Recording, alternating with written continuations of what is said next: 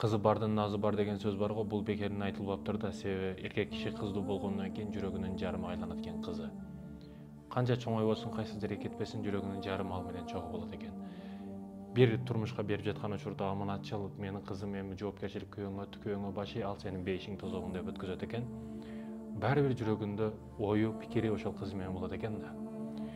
Ошондуктан кызы аманат калган эркектер, күйөө балдар кайната менен келип сүйлөшүш керек, кирбеде качып кетпестен, баарлашып ал менен отуруш керек. Элестетиң, эми ошол сиз кайнатасыз, кызыңызды бергенсиз бирөөгө, ал күйөө бала келип сиз менен жакшыраак сүйлөшпөйт, сиз менен маектешип отурбайт. Бул катаан нерсе да, колубузда ошол нерсе.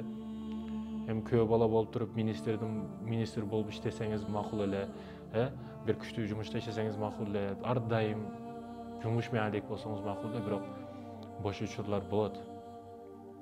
Керектүү адамга ар дайым убакыт табылат, керексиз адамга убактым жок деп айтып коет адамдар. Кайната сиздин ошол бактылуу кылып жаткан аялдын атасы болот. Ал менен байланыш керек, сүйлөшүш керек,